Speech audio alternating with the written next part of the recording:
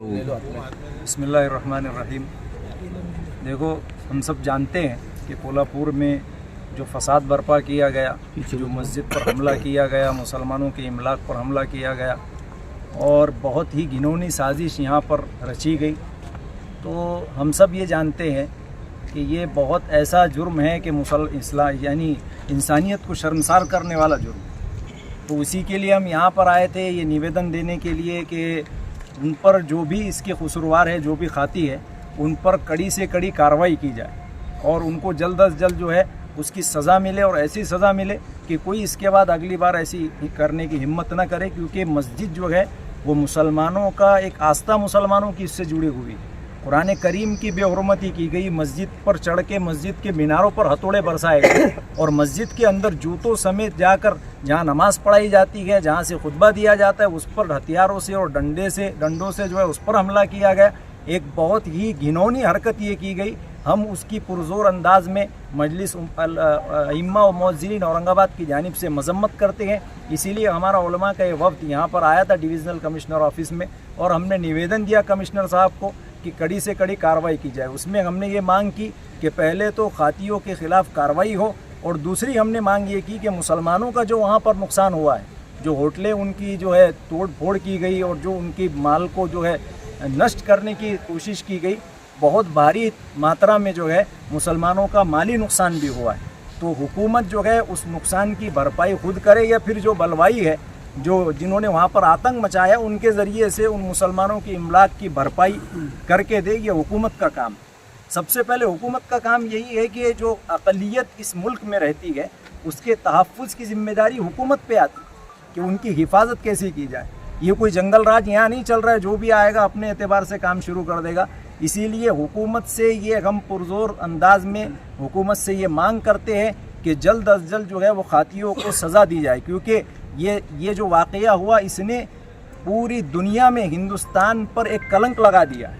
और महाराष्ट्र में होना, ये महाराष्ट्र जो एक ऐसा हमारा प्रदेश था कि यहाँ पर ये चीज़ें नहीं थी, लेकिन अब जो है महाराष्ट्र में भी ये घिनौनी हरकत जो है अभी जो हुई है कोल्हापुर के अंदर, इस पर रोक लगाई जाए और अक़लियत को तहफ़्फ़ुज़ फराहम किया जाए। ये हमारी मांग है हुकूमत से। और दूसरी बात ये है कि आज जो मुसलमान जिन हालात में हैं कोल्हापुर के, ये जो है जो हालात अभी वहाँ चल रहे हैं, तो अभी ये ज़रूरत है कि उनके लिए बेहतरीन अंदाज में नुमाइंदगी की जाए। लेकिन देखने में यह आ रहा है कि जो पार्टियाँ अपने आप को मुसलमानों का मसले की तरफ से, आला कमान की तरफ से, किसी की तरफ से कोई बयान नहीं आया, कोई उन्होंने आकर मुसलमानों की ज़ख़म पर मरहम रखने की कोशिश नहीं की। तो ये क्या बात होगी कि इलेक्शन के वक्त में आपको मुसलमान याद आते हैं, इलेक्शन के वक्त में जब वोट चाहिए होता है आप मुसलमान के मसीहा बनते हो आके, और जब मुसलमान तकलीफ़ में आता है, जब मुसलमान परेशानी में आता है तो आप आंख बंद कर लेते हो। तो ये वन साइडेड मोहब्बत चल रही है, वन साइड लॉ चल रहा है कि इलेक्शन में मुसलमान हमें वोट देंगे। ये समझ बैठे हैं कि मुसलमान हमारी वोट बैंक। ऐसा बिल्कुल भी नहीं है। मुसलमान अब जाग चुका है। एक तरफा मोहब्बत अब नहीं चलने वाली। जैसे तुम हमारे साथ में खड़े रहोगे तो हम तुम्हारे साथ में खड़े रहेंगे। ये नहीं होगा कि हम सिर्फ तुम्हारे साथ खड़े रहे और तुम जब हम पर हालात आए मुसलमानों की, चाहे वो मुसलमानों की किसी भी मुद्दे की बात हो, चाहे रिजर्वेशन की बात हो, आप आंखें बंद कर लेते हो। तो ये कौन सी आपकी सियासत है और ये कौन सा अपने आप को आप जो है सेकुलर बताते हो, सेकुलर पार्टी। ये एक बहुत बड़ा अलमिया है कि ये लोग जो है जब मुसलमानों पर मुसीबत आती है तो ये आंखें मूंद लेते। तो अब यही होगा कि तुम जो करोगे, एक शायर ने कहा है कि गुलाब दोगे गुलाब देंगे, मोहब्बतों का जवाब देंगे, और वफ़ा करोगे वफ़ा करेंगे, जफ़ा करोगे जफ़ा करेंगे। हम आदमी हैं तुम्हारे जैसे, जो तुम करोगे वो हम करेंगे। बस अब बहुत हो गया। मुसलमानों ने एक तरफा बहुत निभा ली। अब जो है इंशाअल्लाह हम जो है, अगर अभी भी ये लोग जो है मुसलमानों के हक़ में खड़े नहीं होते हैं और मुसलमानों के हक़ के लिए आवाज़ नहीं उठाते और कोशिशें नहीं करते हैं, तो फिर अगले इलेक्शन में जो है इनका बायकाट किया जाए। ठीक। औरंगाबाद तो ये बात है, देखो अभी मुसलमानों के जान माल पर जो है आफत आई है। ये इंशाअल्लाह इस मुद्दे पे बाद में बात की जाएगी, लेकिन ये मुद्दा इसी से जुड़ा हुआ है।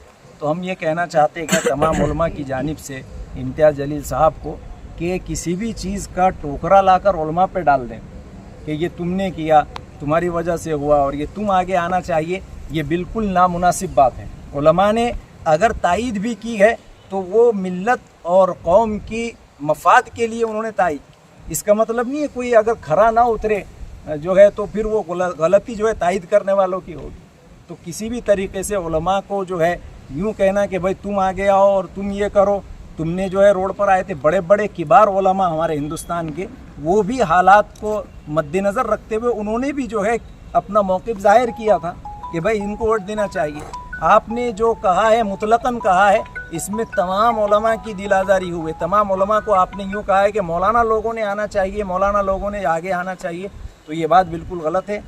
जाए कि आपने उस पर वजाहत दी, लेकिन वजाहत भी कोई ऐसी नहीं थी। आपका कहना है कि वो सियासी उलमा को कहा गया, तो ये वजाहत में जो है जो जैसी वजाहत होना चाहिए थी, हम ये नहीं कहते आप वजाहत करो, आपका काम है कि आप जो है उलमा से जो है ऑन कैमरा आके आप माफ़ी मांगे। आपको जिससे प्रॉब्लम है आप उसका नाम लीजिए, जो लोग जिनके बारे में आप कहना चाह रहे हैं आप उनका नाम लीजिए। चंद दो चार की वजह से आप पूरे उलमा बिरादरी को कह रहे हैं कि मौलाना लोगों ने ऐसा किए, ये जो है मुतलक़न होता है और इसको जो है उमूम समझा जाता है। आपने तमाम उलमा को जो है, इसमें मुल्क के बड़े बड़े उलमा भी शामिल है, तो इम्तियाज़ जलील साहब से ये दरख्वास्त करते हैं हम कि जो है माफ़ी मांगनी चाहिए उलमा से और अपना मौक़िफ़ जो है वो क्लियर करना चाहिए। वो देखना चाहिए कि भाई हमारा मौक़िफ़ क्या है, हम किस अंदाज़ में कह रहे हैं। बस यही हमारी दरख्वास्त उनसे है। और आइंदा तमाम सियासी जमात के जो सियासी लीडरान हैं, तो ये अपनी सियासत में उलमा को घसीटने से ये परहेज़ करें। कोई भी यूँ नहीं कह सकता कुछ हुआ तो भाई वो मौलाना लोगों ने की।